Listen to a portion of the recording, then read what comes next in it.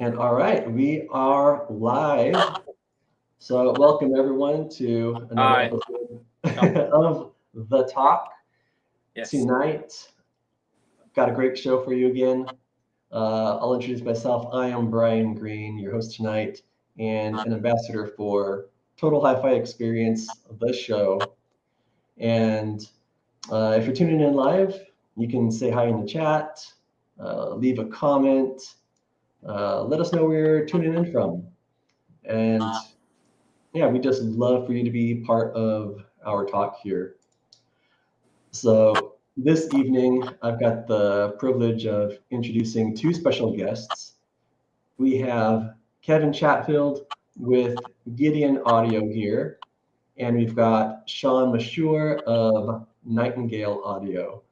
And they will both be exhibiting together with us at the show SoCal. And that's going to be June 6th through 8th, just a couple of weeks here. So, welcome, gentlemen. Glad Thank to you. have you. Thank you. Um, so, I guess if you guys would like to kind of briefly introduce yourselves, I don't know if you want to start for us, Kevin, and let us know a little bit about Gideon Audio and yourself. Sure. My name is Kevin again, and I've been interested in audio as an audiophile for more than 20 years. But about 5 years ago, roughly, Sean had built some cables. He brought one over to demo for me. And I had already got my business license. I was always already trying to build a business. And Sean brought his cable over. And from the first power cable demo, within the first 7 seconds, I knew that my audio experience was going to experience drastic changes from what I heard from the first power cable. Then as we continued to put more cables in, we cabled the amplifier, then we cabled the preamplifier. And the more cables we added, my system continued to transform in ways I'd never heard before. So I had a quick conversation. I said, Sean, let's bring this product to market so other people can explore and discover is the phrase I like to use. That's what I put with my company name. What is my motto? What is my mission statement? And that's to explore and discover, because that's what the cables did. Let's see, all audiophiles, that's how we all start. We all start exploring different gear, different recordings, and we discover things we like. And then we start the upgrade wave. And all of us have been bit at some time, or most of us, by the bug to upgrade the component, get the component modded, get a better speaker, get a bigger speaker. Then there's all the cables that we've gone through over the years. Sean and I were very enthusiastic about aftermarket cables and doing what a lot of people do, trying to tune a system with cables. But with these cables, now that we know the cable is doing what we need it to do, they don't tune the system. They enable the system. That everything opens up. All we need to do is to cable an amplifier. And whoever we're doing it with, we've done demos before in different houses, different levels of gear, all the way up to six-figure systems. And these cables do things that leave people speechless. This is why we're in business. This is why we're at the show. We want to bring people into the fold of explore and discover. And the truth is, we're all there already. So this isn't a new thing or a new claim. It's just how we are doing the same thing. But instead of getting the law of diminished returns, that's a common phrase in the audio world. It's changed for us now. What used to be the law of diminished returns has now become the law of increased returns. Just cabling an amplifier completely transforms the system. And it does it every time we do a demo. Doesn't matter what level of gear, what make of gear. This is like, I don't want to use trite phrases, but it is, it has to be heard to be fully understood. We cannot describe it. We cannot draw graphs with measurements and oscilloscope, waveform, pictures, and all of those things. And those things are all, we're not disparaging those things. But at the end of the day, it's about listening to music. It's sitting down, putting a recording in the system and listening to it. And we invite everyone, if you just come in and listen, let's have a conversation. I will say this before I yield the floor to Sean for his introduction. The method that I use as Gideon Audio is to first have a dialogue, then demonstrate the product, and then have conversation in the dialogue to where we're identifying the traits and specific things that a person hears the cable doing, which is everything we've been doing already. This isn't something new. It's just taking that process and getting results with that same process that for me has exceeded everything that I have ever heard or done. So the cables do three things. The first thing these cables do, not comparing it to other cables. I only want to talk about these cables. These cables remove all bottlenecking. Some cables are better than others. Some bottleneck more than others. But these cables don't bottleneck at all. That's the first thing they do. Another thing the cables do is there's the absence of coloration. And this was a discovery when we explored and discovered audio all over again. It isn't just get the recordings, I'm hearing more detailed, all of that happens. But we're able to audition equipment for a system on a level that we never came close to. We can position speakers. We can get center imaging and soundstage imaging so dialed in because of the cables. And then lastly, I want to talk about just some of the what's the value of this cable. The cables, first of all, remove the bottleneck. Secondly, they enable each component to where you can finally hear everything that component has to give you that you weren't hearing prior to having the cable with anything else. This is just what the cables do. And without going down the road of comparisons, which is a human and natural thing to do, these cables just remove the bottleneck. They let you hear the equipment you already have. We have put these cables on components that are under $1,000 new, and they sound like they're $10,000 or $20,000 components. What they do for things is just, it's amazing. So coming to the exhibit at the show will give people a taste of what a system sounds like that's fully cabled by Nightingale Audio. Excellent. That's excellent. And I'm definitely looking forward to it. You know, myself personally, I'll be there and checking this out. And, you know, I think that's, you know, a great transition to us meeting kind of the mind behind, you know, all this that, you know, Kevin's been talking about, these cables and Yes. kind of this whole kind of ecosystem that's tying the components together. So yeah, why don't you share a little bit with us, John? Hi, John, yeah. Nightingale Audio. Just like anyone, you know, I started off as switching cables, and you know, most people would do the same mistake by using cables as kind of like a passive EQ, you know, add silver and you know, stuff like that to brighten up or darken the system. I'm guilty. I've done it, you know, to start. I've done the same thing. But, you know, at my first experience on a power amp, what a cable did, the difference was so profound. You know, we've had an upgrade phase, early 2000s, where people would upgrade their amplifiers, modify really.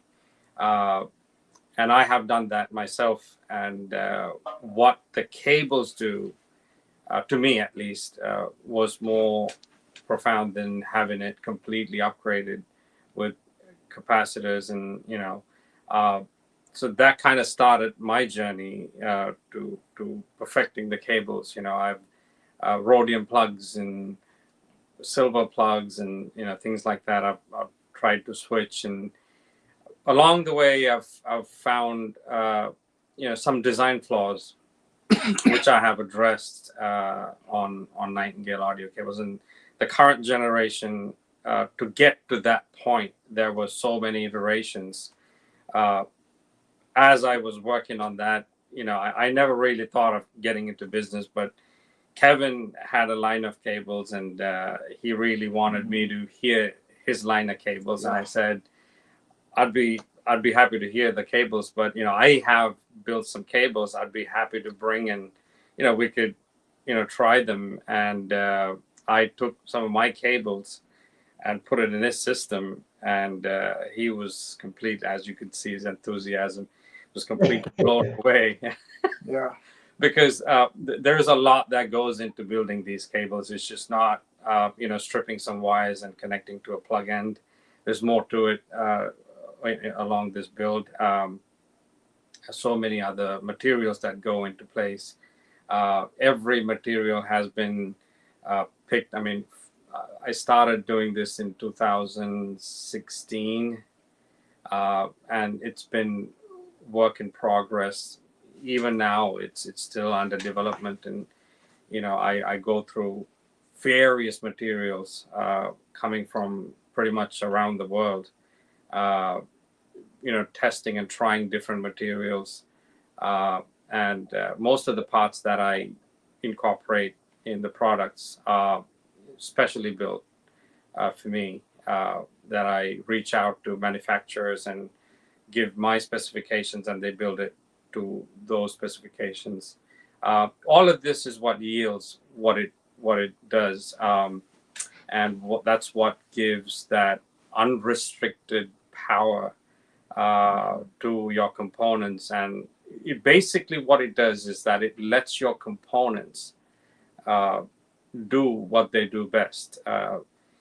There is no sonic signature, as most cables do. I say that based on my experience, based on what I have used in the past, and what I have done to combat certain issues, band-aid solutions, basically. I have addressed all of that on all of the models that I have. May that be XLR, RCA, power cables. Interconnects kind of go through a more ultra wide bandwidth and impedance matched philosophy, and power cables mostly go through ultra high conductivity copper. It's all copper. I don't use silver. It's all copper. Even the connectors are pure copper. So yeah, that's what allows to give you that natural, whatever the recording is. It allows to bring out the recording the best way possible. So Okay.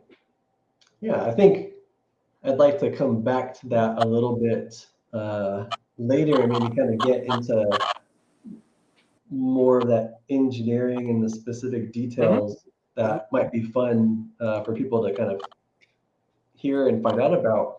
But I wanted to kind of briefly go back to Kevin, and everyone saw in his intro, how kind of enthusiastic he was to implementation of your product into existing audio systems.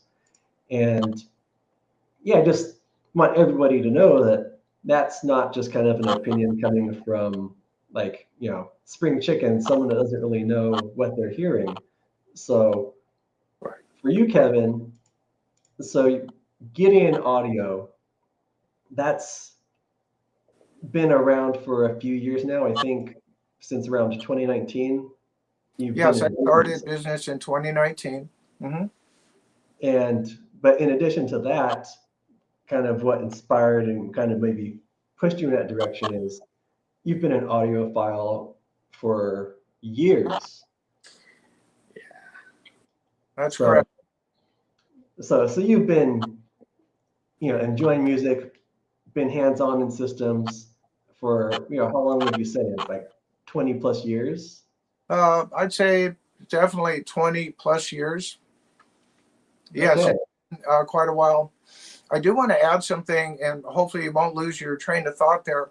But I'm a retailer. I do things very differently than someone else who would provide a cable to an audiophile to acquire for their system.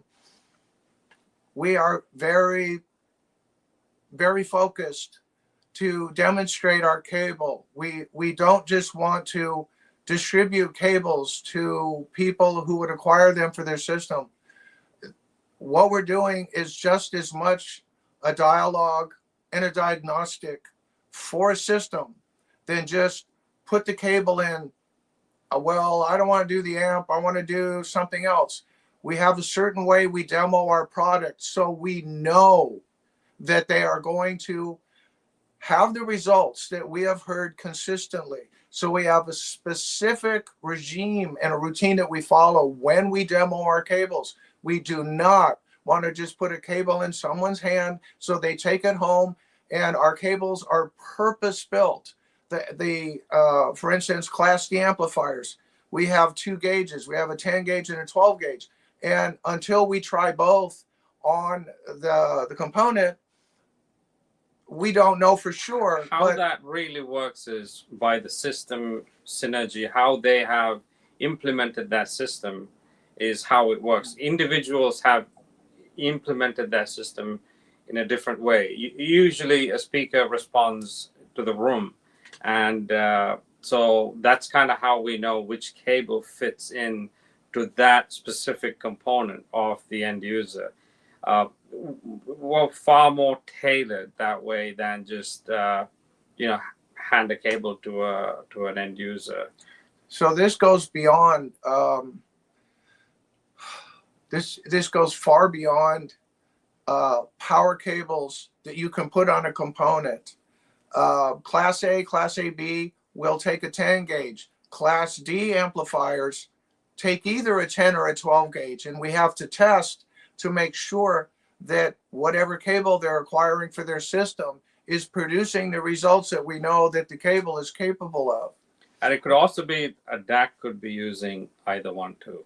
Correct. And the DACs and the preamps, we don't know. We also have solid core cables that we use for transformers. Every cable is task specific for each component and different types of components. We're big fans of Class D. That's what we will have in our exhibit. We'll have the AGD Audion, the GAN, Class D GAN amps there for our exhibit. We're big fans of Class D. But if someone has a Class A amp, we know what cable they need right away. Isn't always the case. There's so many reasons why we need to demo our product at someone's house. So we're starting locally. I'm going to have a shopping cart put on my website here as soon as I can get to it. I have a little bit of website things I need to update. But this is about a dialogue. This is about a demonstration of our product. And it's about us making sure that when they acquire something from us, it's going to produce the results we know it's capable of doing.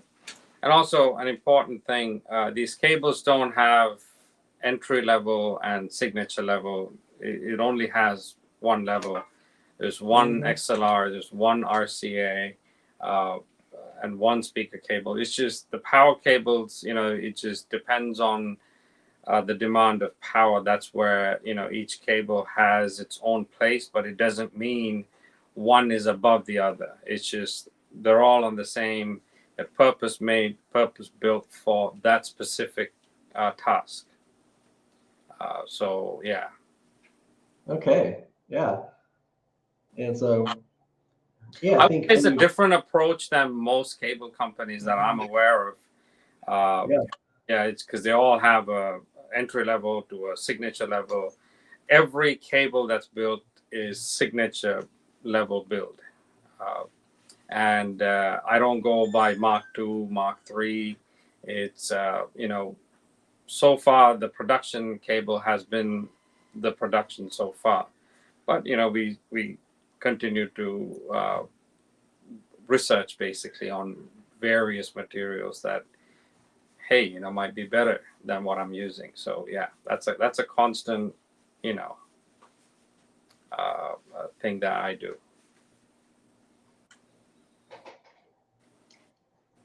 Okay. So, yeah, I think maybe we can get into, yeah, some more of the, I guess, the engineering practices and maybe some of the background of, how you kind of pursue what you were going after. One of the kind of things that you two have discussed a little bit already, and I just kind of liked the way this concept was worded on some of your, online publications. And I'm just going to kind of quote this from you Mm-hmm. guys regarding Nightingale Audio, is that, you know, high quality cables Yep. do not and they cannot add resolution, dynamic range, Yes. improve signal to noise ratio of the signal, Yes. but they do reveal the true character and capability of the source component. Right. And in a carefully assembled system, the right cable can faithfully transmit the signal, uncovering the full dynamic range that's already present with Correct. adding or taking away. And so I Correct. thought that's, very almost a profound statement Well, coming that's from the a cable understanding of company. my product. That's Yeah. really understanding of my product and what my product can do. I've tested it on hundreds of components, not just build it and put a name on it and sell it, but each of these cables go through various tube gear, solid state, class D, conventional class A, B. So I know what it does. Me and Kevin, we've been dealing as well. We have come back to some of the components we thought we would never touch again. Yeah, this has actually happened where we had to go back and it's like, hey, we had this. We should try that again, because it did leave an impact, So we had gone back to many of the components that we've already tried when we had upgraded certain things, and as the cable evolved, those are certain characteristics that the cable has done, is that it exposes the components for what it is, and I'm sure most users have, at least on threads, mentioned, oh yeah, the trebles go up or the bass increased, and when they put a certain cable. Cables don't do that. Cables, they don't have dynamic range. They don't. There is. All it can do is expose what's already there. If your Mm. source has it, and if that source can faithfully transmit to the DAC and preamp and the amp and speakers, and the other most important thing is, does the interconnects have the bandwidth from the source to the speakers? Can it faithfully transmit that information to the speakers? That's where I have come to understand what cables do.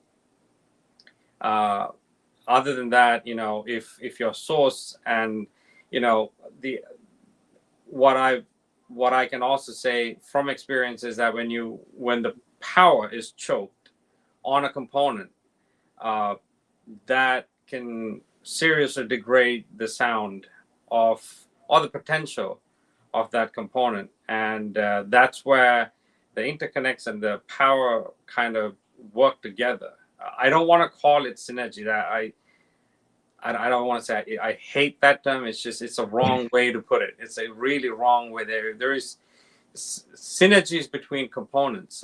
There are no synergy between cables. It's if the component can do it, and if the cables can allow the components to do it, then you hear it. And for me to get here as or to be introduced as an audiophile, I'm big on records and recordings. As you can see, I got thousands of CDs, so I know what recordings can do, and I'm a big fan of high quality recordings.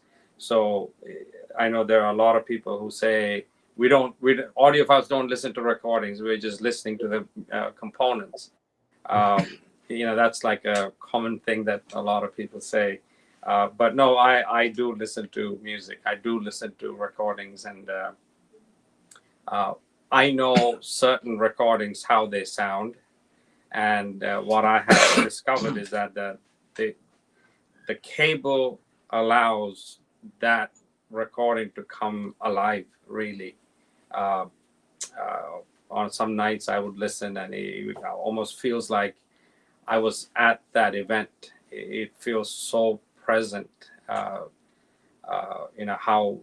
that tonal accuracy, the dynamic range, and all of that is just, when it's there, as true to life. If I can interject here just a little bit, this aspect of exploring and discovering, the buzz phrase of what Gideon Audio is prepared to help people with, we've been able to explore any conceivable aspect of system building, how to source. Our exhibit will have USB files with our digital files. That's our playback source. So we've tried a lot of different sources. We've tried CD transport. So we've been able to explore that aspect. There isn't anything left for us to explore or discover, with the exception of just different components, different gear. But one thing that's very unique and noteworthy is there hasn't been any system I've taken cables to for an in-home demo that hasn't transformed the component and the system, and people hear things they didn't know the component was even capable of. Yeah, that's something we can attest to. Yeah, it's how well. The last one we tried was a pair of Parasound JC1 monoblocks. From how we entered to when we switched the cables, it was profound. How the differences were portrayed. It sounded like we swapped out the amplifiers. It wasn't better. It sounded like we took them out and put in something that cost many times. Just one power cable. We didn't change just the power cable. Didn't change the speaker cables, not just the power cable. That shows how much of a bottleneck a power cable can be. And then when that, after that, how the signal integrity is coming up river, coming down river. From the source. If the signal cables are bottlenecked, doesn't matter what we do as far as power is concerned, there still will be a bottleneck. Speaker cables, same thing. I particularly go with the low mass connectors. I think that's the best that I have tried so far compared to all the other type of connectors, low mass banana binding banana plugs. Yeah, and so yeah, all of this is really what you guys are going to be presenting and Yes. demonstrating for people, just kind of hands-on in your exhibit at the show SoCal here in June. Also at the show, we specifically chose a full range speaker over a 3-way or 2-way crossover design, specifically to showcase the cables.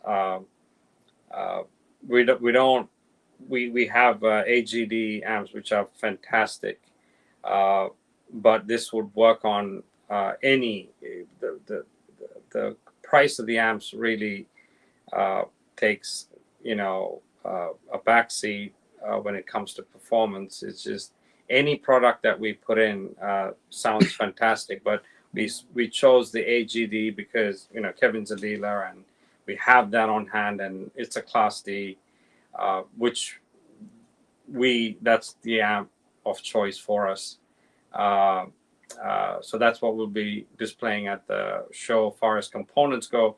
But far as speakers go, we might come with our own line of speakers, or we might actually bring a driver in a box, basically, to showcase what the cables can do. Because I don't want people to have the misconception, it's the speakers that's making the difference. It's the speakers that's doing what it's doing. So I want to be very careful about that and bring a speaker that is very basic. Okay. Let me interject again, if you could, if that's okay. Yeah, absolutely.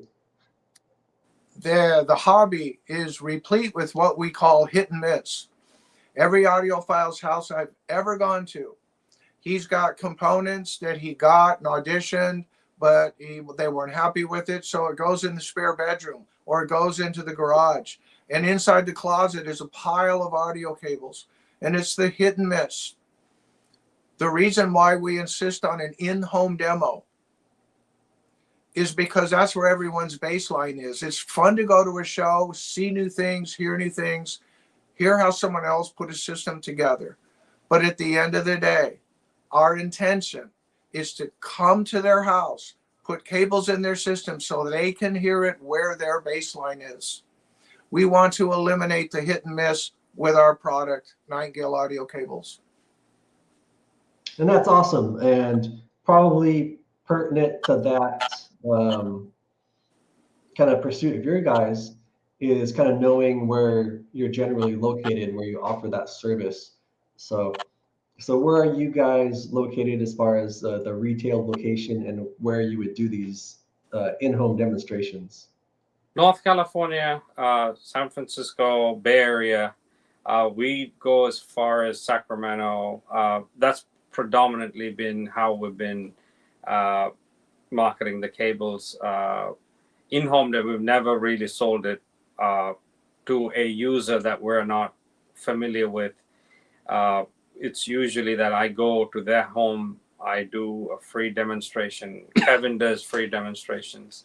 And if they hear and if they see the value, if they can, find the value in my product, then they buy it. If not, they don't. I think Kevin has gone as far as Los Angeles. Correct. To do demos. I have not gone that far, but Kevin has. I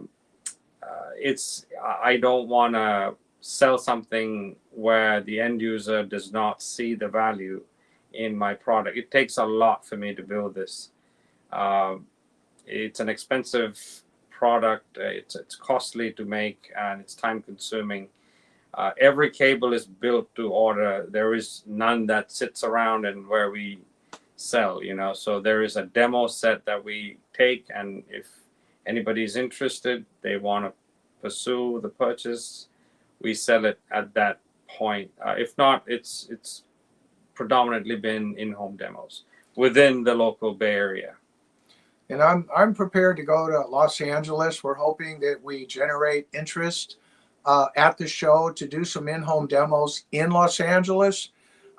For me to drive from the Bay Area to Los Angeles is a total nothing burger. This is what it takes to make sure that we don't want anyone dissatisfied with our product. Yes. And this is our time. We go to their house. We don't expect and say things like, well, if you like it, you are going to buy it, right? We don't say that. We want them to see the value demonstrated where their baseline is.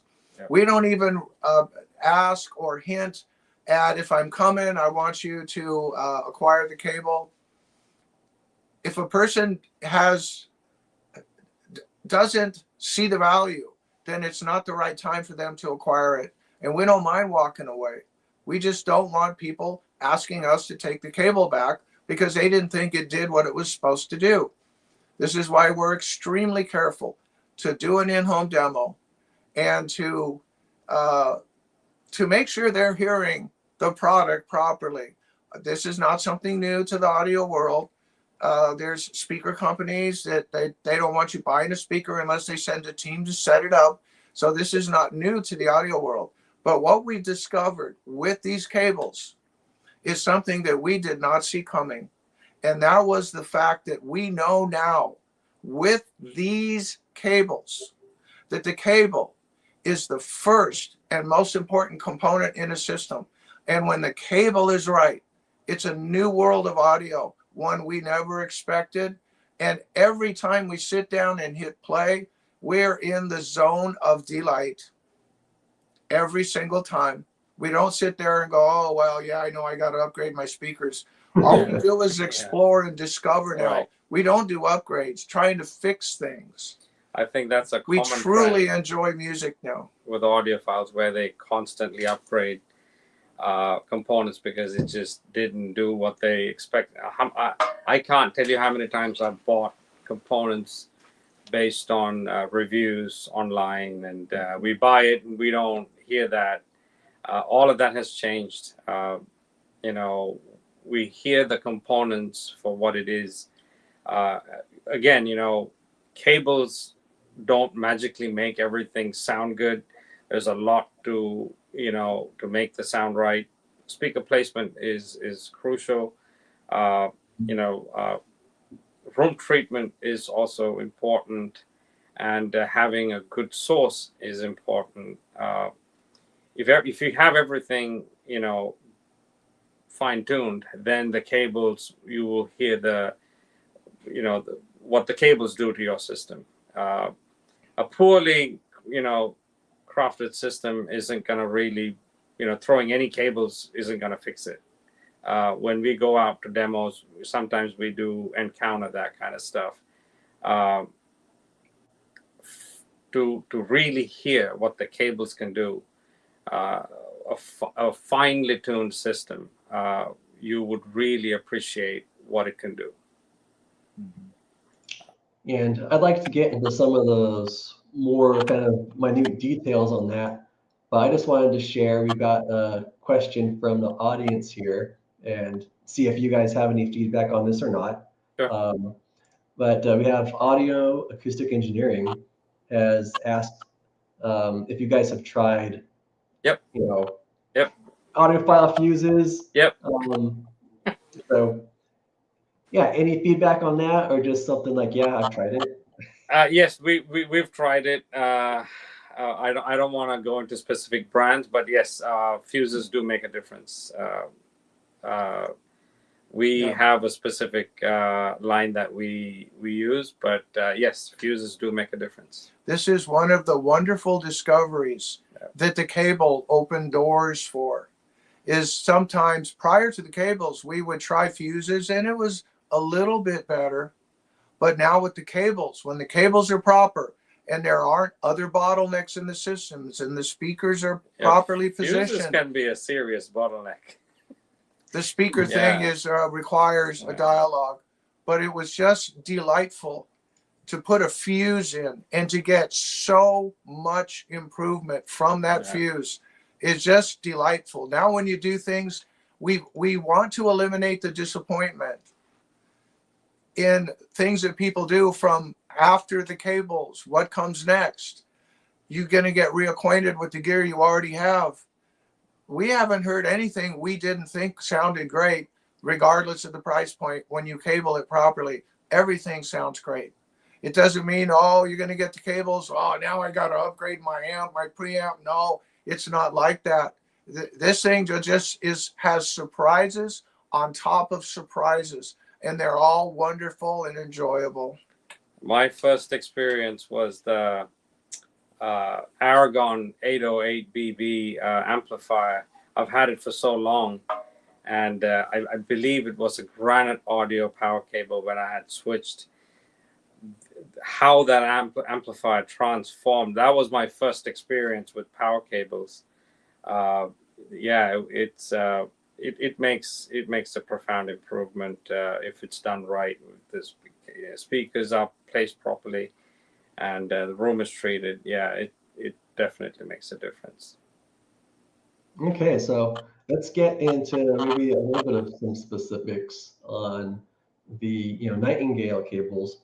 So you can let me know if this is something that's kind of evolved or it's still kind of current. It's evolved, I would say, because the first step was tuning, how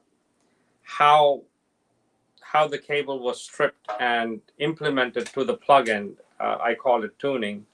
That from that, and then it went to vibration dampener. Then it went to a dual shielding. Now it's got triple shield.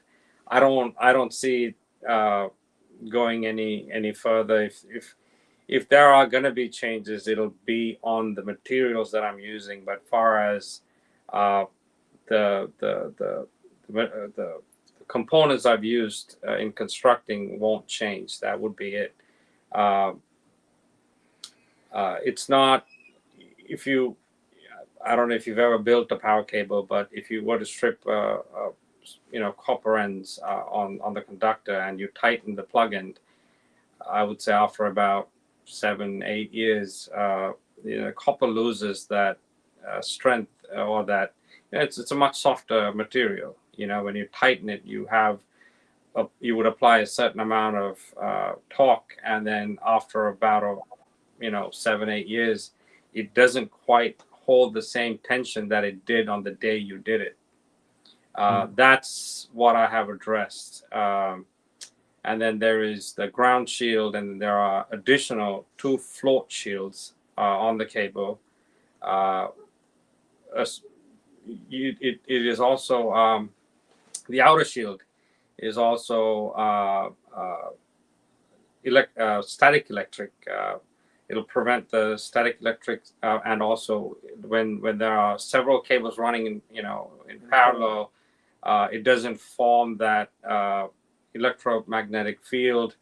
Let's say your interconnects are running next to the power cables, it will not interfere with any magnetic field, including static electric.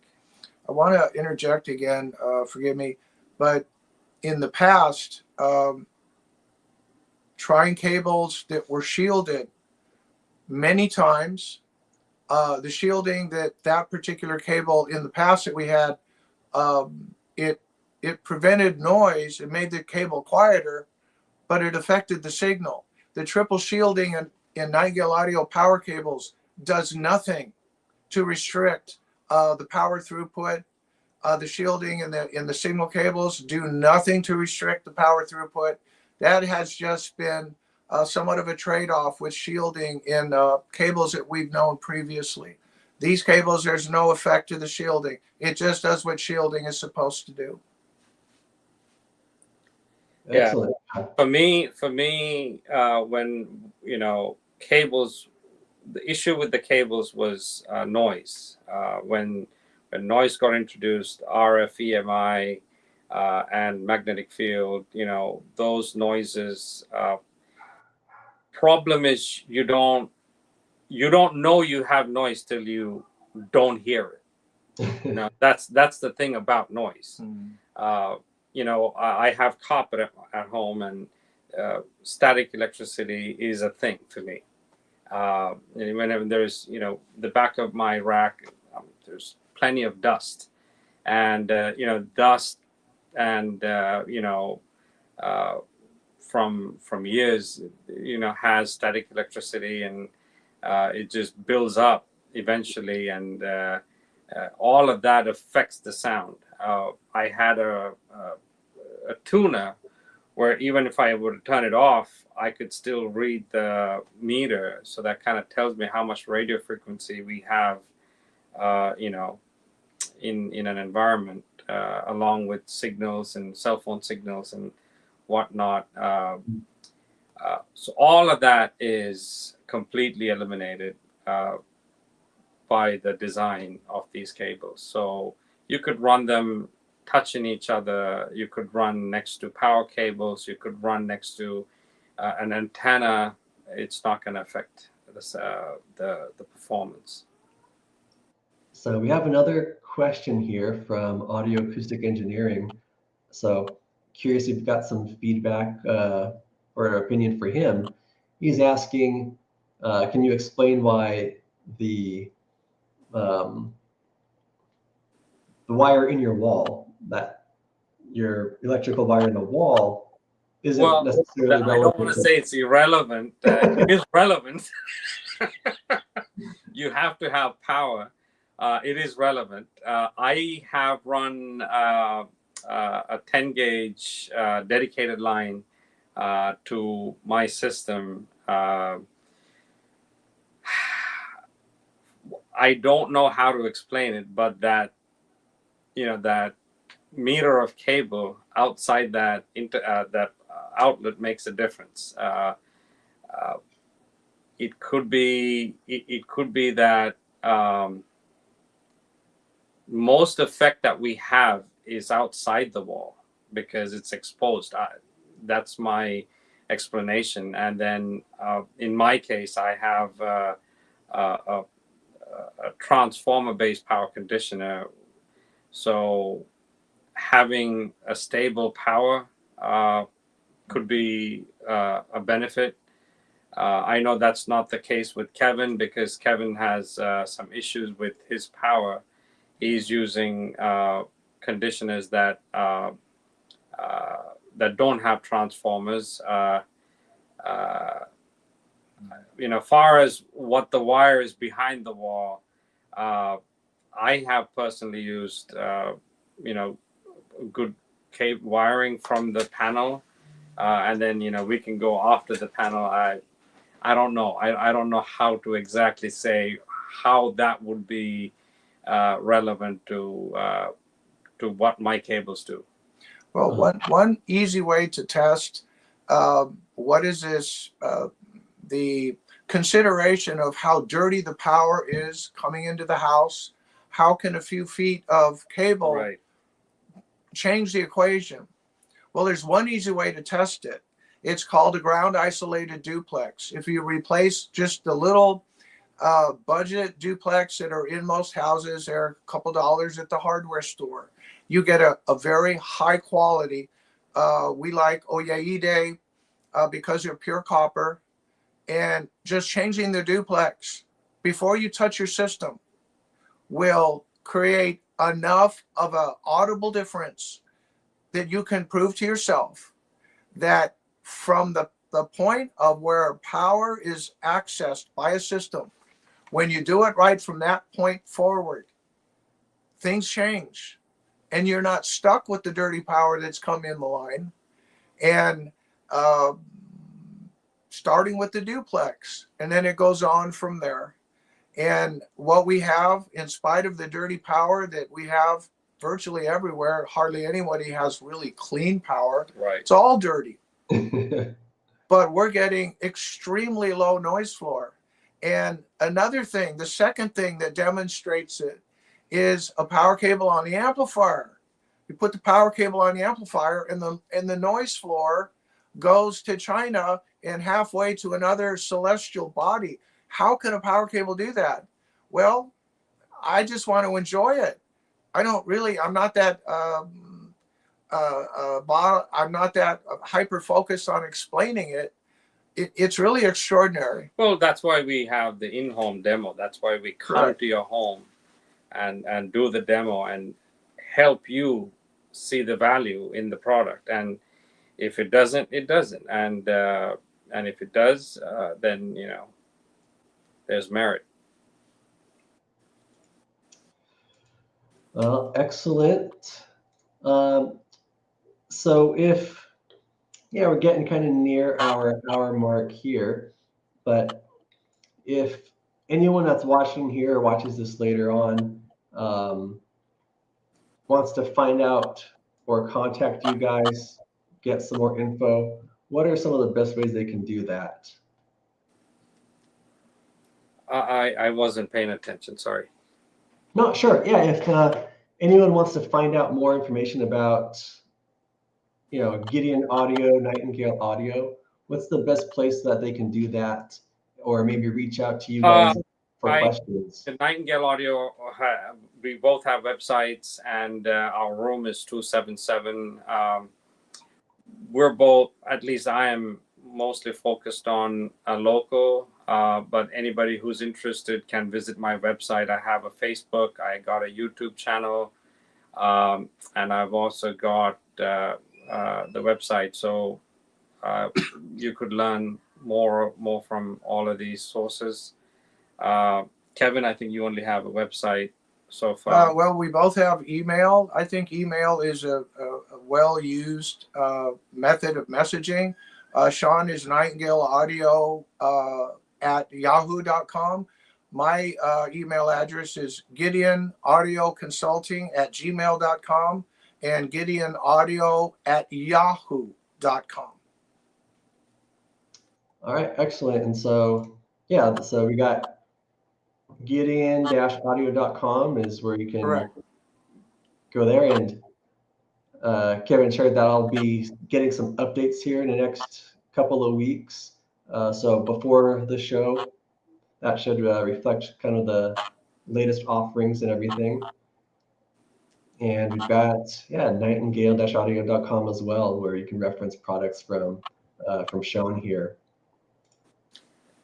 Just don't. I also build streamers, clocks, and also designing a Class D amp. The moment. But at the moment I'm only offering cables due to storage of materials. Yeah. All right. So, if you want to, are you both going to be present at the show? Yes. We're going to be both present at the show. Kevin will be representing my Nightingale Audio, Audio GD. AGD, and whatever else products that he's carrying. I'm just going to be there for my product. By the way, we've been long time friends before we got into this. Okay, so we've been friends before business, partners. Excellent. I mean, that's what this is all about. People coming to the show, making new connections, friendships over around this common interest. Yes. And if any of you folks out there want to do it, then you can come out to the show SoCal. That's going to be June 6th through 8th in Costa Mesa, California. And we're at the Hilton out there. And if you want to, interested in getting tickets, finding out more information, then definitely please visit our website. It's theshownow.com. And you can find out everything you need there about this show and all of our other upcoming shows and features. So, I just want to thank you guys again. Kevin with Thanks for having us. Yes. Kevin with Gideon Audio and Sean with Nightingale Audio. It was a pleasure speaking with you guys. Really enjoyed this hour here, and look forward to meeting you in person because I'll be there in June at the show SoCal myself. Great. Good. We'll see you there, Brian. All right. Have a great night, guys. All right. Thank you. Bye-bye.